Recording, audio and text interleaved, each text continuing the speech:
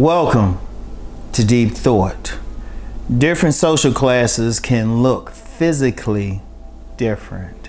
And it's very subtle. It's very subtle. And I'm gonna be real, the only people can probably relate to this are those people rather who have spent significant time around different social classes. Now, one of the things I've said before, I probably talked about it on this channel, but I definitely talked about it on my main channel. Just, my upbringing and just being around different classes, like my grandmother's overall family. I don't know, there was an interesting vibe with them because they weren't quite professional class, more upper working class, but of course called middle class. But then my mother, myself, and my sister, we were in a poor area of DC, and even though my grandmother owned the house that we lived in, mother still had to pay some rent, and we were around other people who were more lower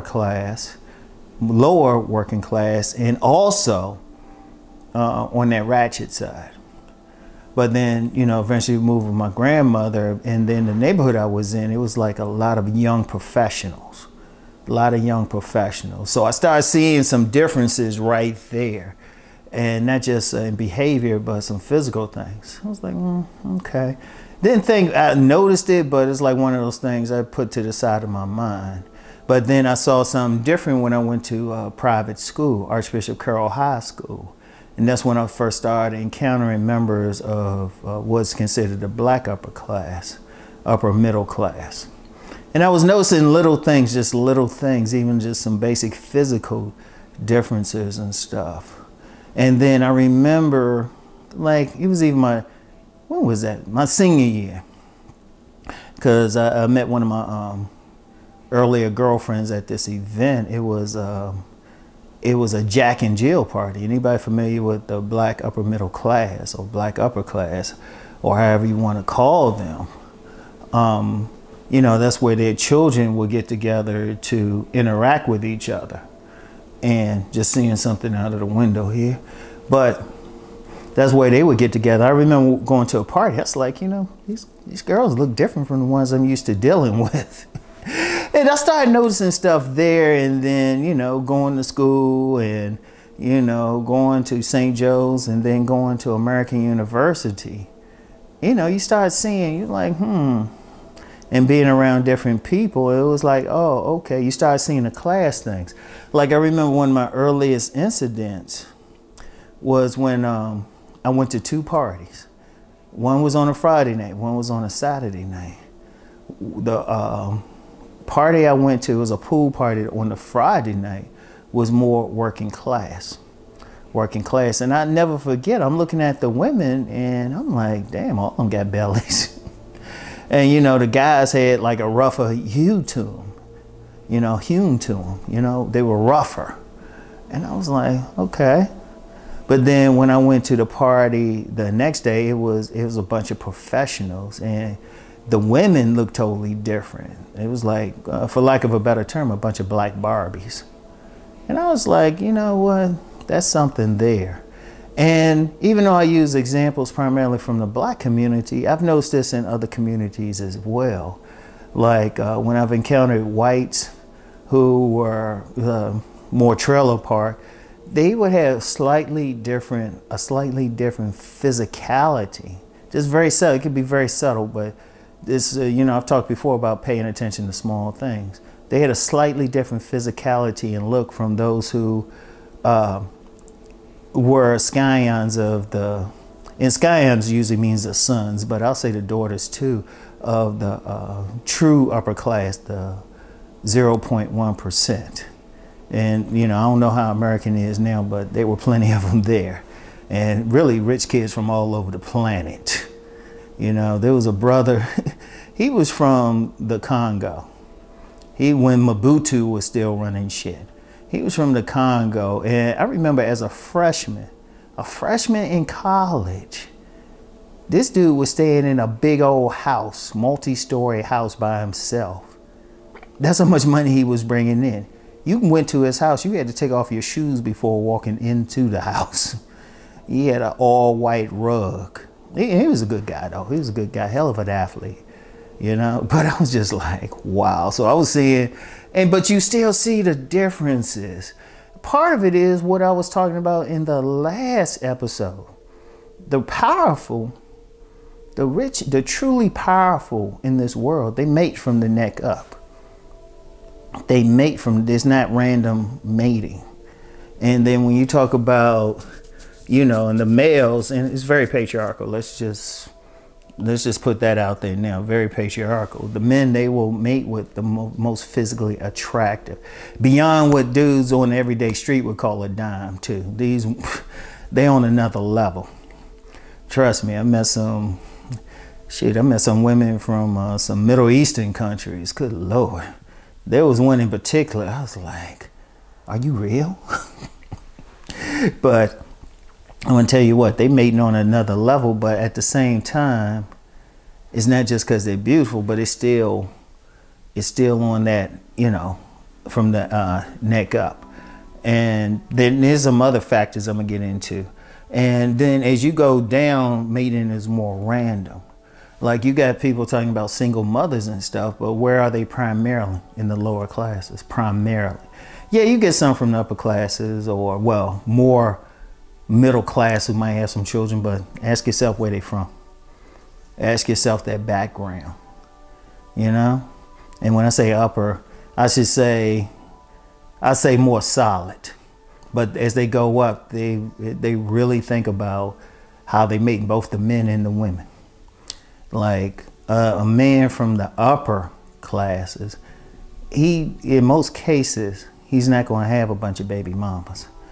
At most, and let me be clear, at most, and don't go by the celebrities, because as I said in the last episode, the real power, you may never know who they are. But at most, they might have, if they have children from two different mothers, rest assured that first mother probably passed away or something. In most cases, it's rare. It might be a divorce. Very rare. But you know, so so that's part of it too. But here's another part that's very important, and just access to health care, the better foods, everything. Because if you go to a food store in a poor neighborhood, just go out and just go to a food store in a poor neighborhood. Also look at what foods are around there. All right, look at what's like, what kind of takeout places are there. Count the liquor stores. Like if you're in a richer neighborhood, there might be one like sophisticated type of place, got some wines. But you go in a poor neighborhood, you might have 4 or 5 like in a mile radius of each other. And then look at the clothing, look at that. But let's focus on the food. Because first of all, you have people eating bad foods, you know, if they're poor. That's going to affect them physically. That's affecting them. That's why if you look at weight issues, extra weight, or, you know, somebody, they just don't have that ideal shape in most cases in the poor areas. In fact, you know, if you look at the women, let's say you look at the women, like the so-called dimes have a shelf life if they're from a poor area. Like I've met a lot of women who are from poor areas, but you find out they just still in their 20s. Meanwhile, you'll get some women who grew up in richer environments and they'll look good into their 70s. And I know some people will say, well, what about those women get that plastic surgery? They kind of in the middle. But you look at the ones who are from like the richer families and stuff, they usually more natural, usually, and everything. Usually the ones who get the plastic surgeries and stuff, they usually close to that, but not quite. A little bit above the rest, but not quite at the top. And let me be clear, when I use a hierarchy thing, that's not, you know, trying to put anybody down, just going by how societies organize themselves. I mean, we just have to deal with that reality. So, I mean, so it's something, and you start looking and you're like, wait a minute, they look different. I'll use another example. Where I used to live, it started going downhill. I ain't gonna lie. And I was like, okay, I gotta go. And I was paying attention to the type of people moving it in and everything, how they would look built. Okay. But then when I moved to my new community, I'm like, wait a minute, there's some beautiful people around here. I'm like, well, good God. You know, it's like, wow. It's like, it's almost a night and day difference. But part of that is, okay, you got access to better food, got access to better medical care. You have a problem, some with your teeth. Growing up, if they had any issues, they could have got the braces and everything. Also, more physically active. If one thing you look at as they go up in class, more of the children will be physically active, not to be playing pro sports or anything like that, but just staying more physically active. In fact, it's normal just in this general area to see a woman running around in great shape, running around pushing a baby carriage specifically to be pushed by a runner. But one of the things is because you got to think the environment and the amount of money. You got, like I said, just having the money, you got better access to better foods. And I was about to say something about the restaurants in the different areas, because I remember when I was last time I lived in DC, I was living near American and upper Northwest DC, and I remember walking down Massachusetts Avenue and just looking at the just casual stores. I mean, it was like everything was just better. But then I thought about going through some of the poor neighborhoods that were around, and you got the grease, you got the Korean spot on the corner, bulletproof glass and everything, and quite frankly could have been cleaned up. But people going in there eating that food, that bad food, that's affecting how they look, how much political power they have. They ain't as stressed out. They ain't living happier lives. In fact, there were a couple books that I have on here, and it was both of them had talked about the more upper classes. One was by Charles Murray and another one was by Andrew Yang. Just look up what they have. And they were saying, both of them had said, you get the more upper classes, you go in their homes, you ain't gonna see any ashtrays. They don't smoke like that. But meanwhile, you get people just on the corner smoking or drinking or something. That's gonna affect their physical appearance, and then mating is more random and everything, and it's like, wow. And it's deep, it is deep. And it almost creates, it creates something. Like, that's why it's important.